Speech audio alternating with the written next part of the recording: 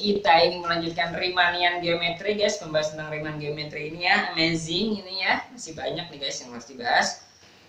Langsung saja ya, ini nih bentar nih, langsung saja 1, 2, 3, 4. Nah, kalau kemarin kita sudah membahas tentang stereographic projection, oh iya, Mama mau bahas tentang ini dulu guys.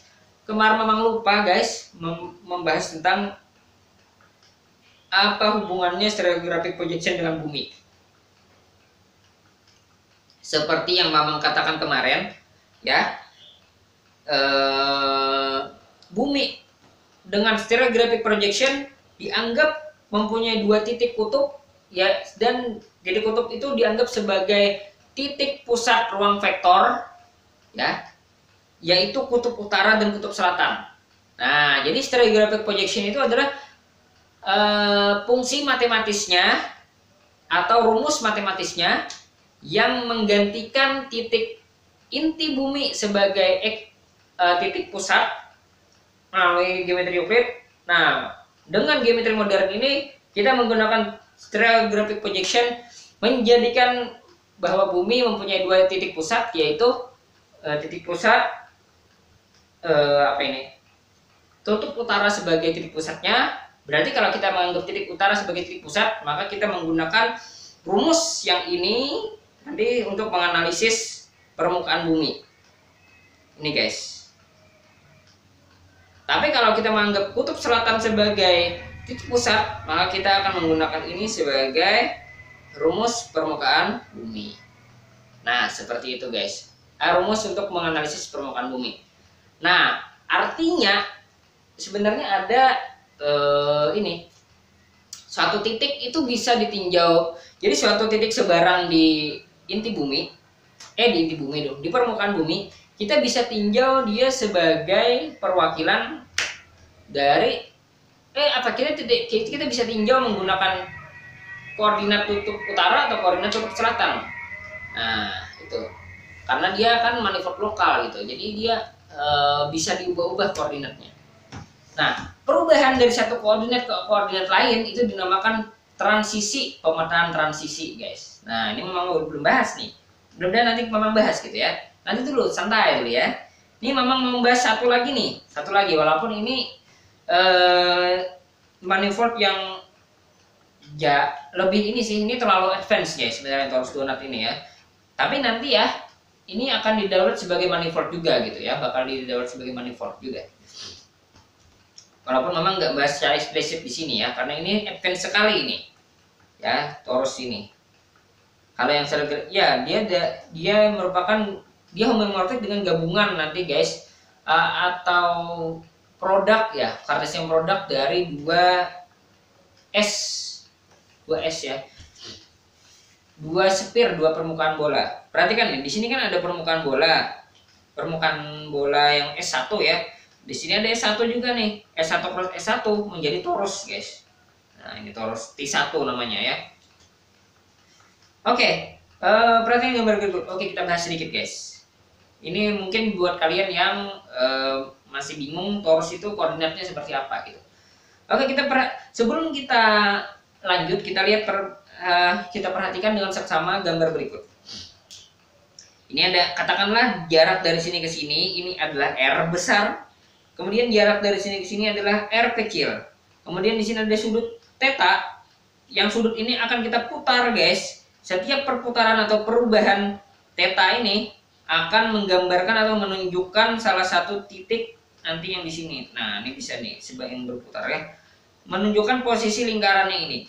Kemudian di sini ada selain sudut theta ada sudut yang lain juga, katakanlah K besar. Gitu ya. Yang ini akan menentukan nanti perputaran di sini ya. Nah, sehingga kalau secara geometris kita bisa gambarkan kalau di bidang X, O, Z itu adalah seperti ini. Ya.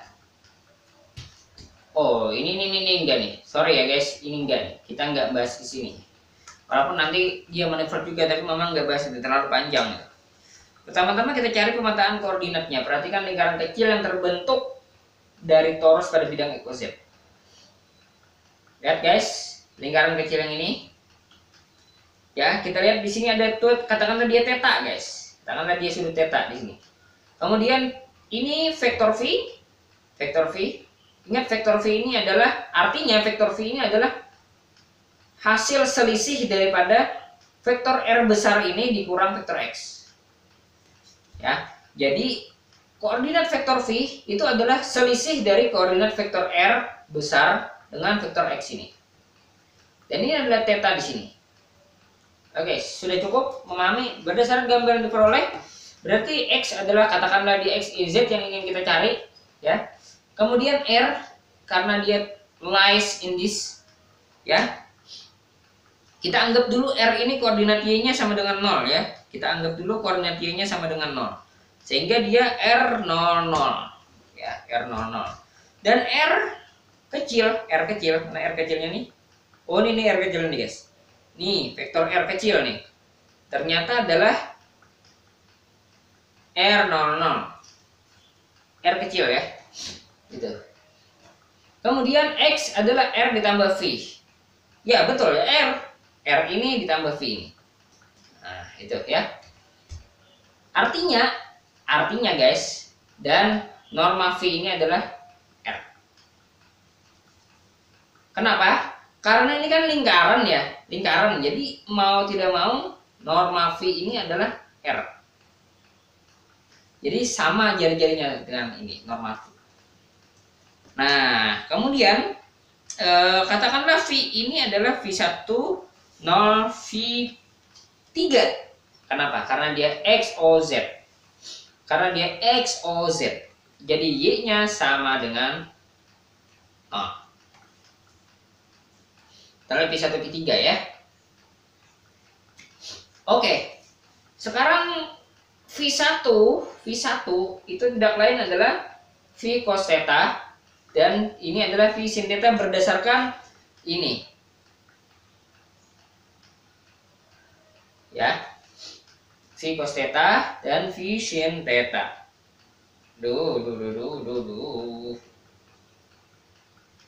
Berdasarkan apa ya?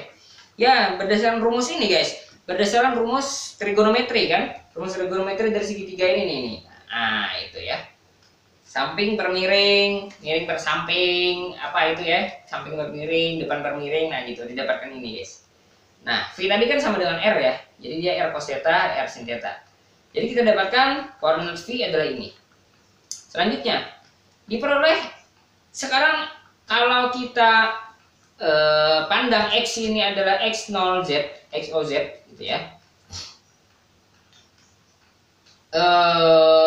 Nah, kita anggap X ini lies in the XOZ juga, maka dia Y sama dengan 0. Maka X ini, guys, X yang ini kan pergeseran ya, kayak pergeseran dia. Ingat ya, X itu adalah R ditambah V tadi. X itu adalah R ditambah V. Artinya nilai V ini ditambahkan dengan R ini. Nah, dapatkan menjadi ini. Nah, sekarang bagaimana Onexia mengelilingi sepanjang bulatan torus yang lain? Sekarang kita keep yang ini, guys. Kita tadi ingin lihat bahwa X, Y, Z. X-nya sebenarnya kan X, Y, Z ya. Nah, jadi di sini kita putar lagi nih X-nya. Jadi sekarang bagaimana X mengelilingi sepanjang bulatan torus yang lain. Nah, kita tadi kan jadi diputar dulu segini, lalu diputar begini, guys. Nah, sekarang kita putar lagi nih. Putar lagi, akhirnya putaran. Jadi ini kita menganalisis putaran yang mana nih? Putaran yang ini, guys. Nih putaran yang ini. Oh begini ya, nih begini putarannya. Nah gitu. Tadi kan putaran yang ini, yang pertama tadi. Sekarang kita putar yang ini lagi. Untuk mendapatkan koordinat Y-nya, gitu ya. Dan YZ-nya sebenarnya ya. Nah sekarang bayangkan ini adalah putaran yang horizontal tadi ya. Sekarang kita memandangnya XOY lagi, XOY. Kalau tadi XOZ, sekarang XOY. Nah, pandang Y kita pandang di atas sumbu Z, maka diperoleh ini. Lihat guys, ini kan ada, katakanlah ini gamma gitu ya, sudutnya ini. Nah di sini ada X0, kemudian di sini ada X, gitu ya. Kemudian di sini R ditambah R cos theta. Berdasarkan apa ini? Berdasarkan ini guys. Karena ini X-nya tadi kan. Jadi ini kan panjang X-nya ini. R cos theta. Akibatnya guys, ini theta ya, beda ya. Ini bukan theta yang ini gamma nih, bukan theta yang ini. Jadi ini kita fixkan tadi ya, nilainya sudah R cos theta gitu. Nah, sekarang kita putar lagi, sudah R cos theta diputar lagi nih. Sehingga kita dapatkan yang ini pakai sudut sin cos juga nih dapatnya nih. Ibarat X0 adalah R cos theta. Ya ini sudah yang tadi ya, sudah pasti yang tadi ya. Nah, norma X sama dengan norma X0. Norma X sama dengan norma X0 ya. Sehingga artinya ini kenapa jadi norma X sama dengan norma X0? Karena tadi kan kita hanya memutar saja, memutar posisi X ke sini. Jadi artinya karena hanya diputar, berarti kan tidak merubah panjangnya kan, tidak merubah panjang vektornya. Akhirnya kita simpulkan dia X ini sama dengan X0 normanya. Sehingga cos gamma di sini, cos gamma samping per miring jatuhnya adalah X per norma X. X kecil ya. Dan ini adalah norma X0. Norma X0-nya berapa?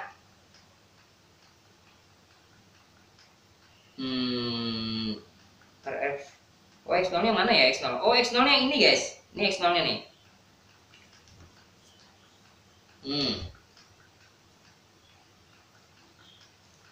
Oke.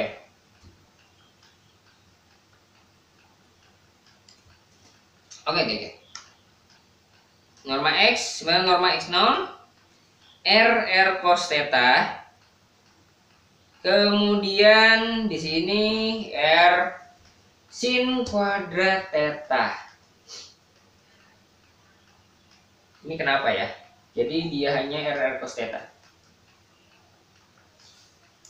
Coba dihitung guys, Mamang curiga ini kan dikuadratkan ya. Ini kalau dikuadratkan kita dapatkan bahwa dia ya, Mamang curiga ini adalah nanti kan tercancel oleh ini nih. Nanti ya, karena R